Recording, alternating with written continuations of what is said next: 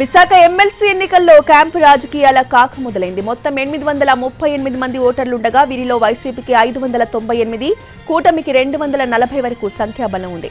ప్రతిపక్షానికి ఉన్న ఎంపీటీసీలు, జెడ్పీటీసీల్లో పలువురు ఇప్పటికే అధికార పక్షానికి టచ్లో ఉన్నట్టు ప్రచారం జరుగుతోంది. ఇవాళ వైసీపీ అభ్యర్థిగా బొత్స సత్యనారాయణ నామినేషన్ వేస్తుండగా టీడీపీ నుంచి అధికారిక ప్రకటన వెలువడిన వెంటనే కూటమి అభ్యర్థి నామినేషన్ వేయడానికి ఏర్పాట్లు పూర్తయ్యాయి.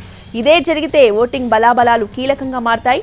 మ్యాజిక్ ఫిగర్ 425 కాగా కనీసం 500 ఓట్ల మద్దతు లభిస్తేనే ఈ ఎన్నికల్లో సునాయాసంగా గెలుపు సాధ్యమవుతుంది.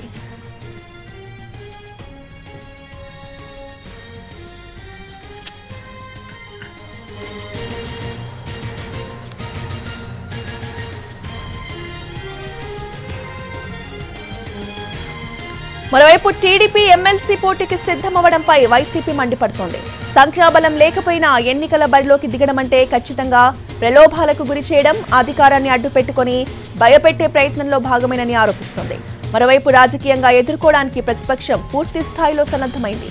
మండలాల వారీగా ఎన్నికల బాధ్యతలని పార్టీ ముఖ్య నాయకత్వానికి అప్పగించింది. మాజీ మంత్రులు, పార్టీ సీనియర్లు ఇప్పటికే ఎన్నికల ప్రచారం, ఓటర్లను కాపాడుకునే పనిలో నిమగ్నమయ్యారు. మొత్తం 838 మంది ఓటర్లు వైసీపీకి ఉండగా వైసీపీకి 598, కూటమికి 240 వరకు సంఖ్యాబలం ఉంది.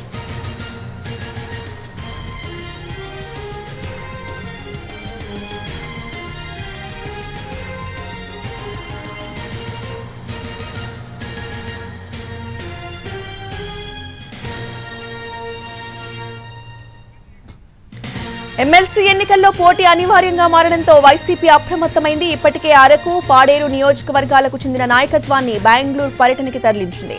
నామినేషన్ల ప్రక్రియ పూర్తయిన తర్వాత మిగిలిన వాళ్ళందరినీ విహారయాత్రల పేరుతో రాష్ట్రం దాటించేసేందుకు ఏర్పాట్లు చేసింది.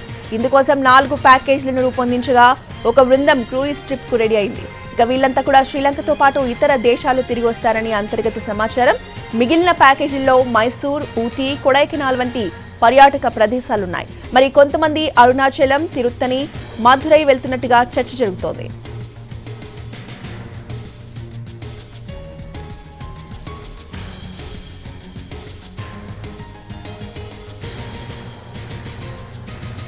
వైసీపీ చేస్తున్న క్యాంపు రాజకీయాలపై ఆసక్తికరమైన వ్యాఖ్యలు చేస్తోంది అధికార కూటమి. ఓటర్లను ఎన్ని దేశాలు తిప్పినా తిరిగి వచ్చి ఓటేసేది మాత్రం కూటమికేనని కాన్ఫిడెంట్ గా చెప్తున్నారు.